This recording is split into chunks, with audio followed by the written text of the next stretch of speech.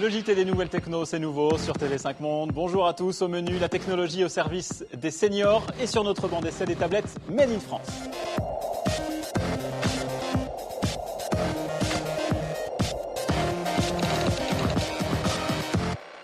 Seniors, mais pas déconnectés, les plus de 60 ans sont devenus aujourd'hui une nouvelle cible privilégiée pour les constructeurs high-tech. Le monde comptera bientôt plus de personnes âgées que d'enfants. C'est l'OMS qui le dit. Alors pour rompre l'isolement, la mode des tablettes tactiles s'adapte. Visioconférence, navigation Internet, c'est désormais un jeu d'enfant pour les seniors qui disposent aussi de Papiphone.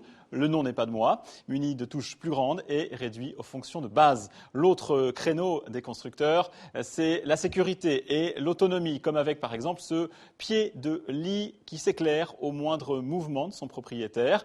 Il existe aussi des bracelets détecteurs de chute qui peuvent alerter un centre de téléassistance, comme peut le faire aussi ce pilulier électronique si le malade oublie d'avaler ses médicaments. Et puis bientôt fini l'isolement, le nouveau compagnon des personnes âgées sera électronique. C'est le cas de ce robot, son nom c'est Riba, il peut porter son maître à bout de bras, après par exemple une chute. L'appareil n'est pas encore au point, il est attendu pour 2015. Dans l'actu, cette semaine, on parle de nous. Une fois n'est pas coutume, TV5 Monde Plus, TV5 Monde a lancé cette semaine, vendredi, son nouveau service de rattrapage et de vidéos à la demande. Il s'appelle donc TV5 Monde Plus. Les programmes de la chaîne sont désormais visibles pendant 7 jours en fonction de la zone géographique où se trouve l'internaute. Un défi en termes de droits de diffusion. Direction donc tv5mondeplus.com.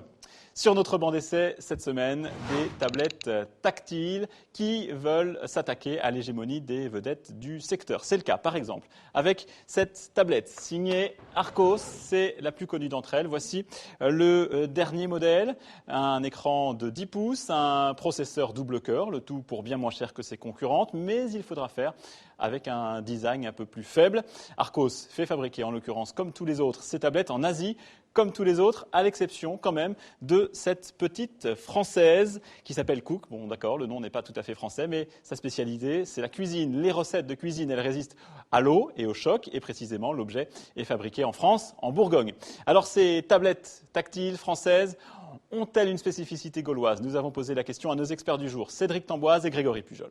Il y a une spécificité française peut-être sur la Cook. Elle a une volonté de se diversifier, mais qui au départ touche la cuisine, qui est au départ sur le secteur plutôt français et de la bonne bouffe en général. Archos, enfin la marque Archos est une spécificité française à elle toute seule, parce que c'est la seule marque en fait qui a été précurseur d'ailleurs dans le domaine bien avant Apple ou encore Samsung. Le fait est que la finition et les performances globales de la tablette n'est pas encore au niveau d'attente, au niveau de qualité que peuvent fournir d'autres constructeurs. Mais ça reste des bonnes tablettes qui sont à un prix bien inférieur à l'iPad. Malheureusement, Archos a toujours eu un problème de communication, et que ce soit d'ailleurs en France ou à l'extérieur, et n'a jamais vraiment eu de budget com qui permettrait à la marque justement de disposer d'une certaine aura et de se faire connaître véritablement à l'extérieur.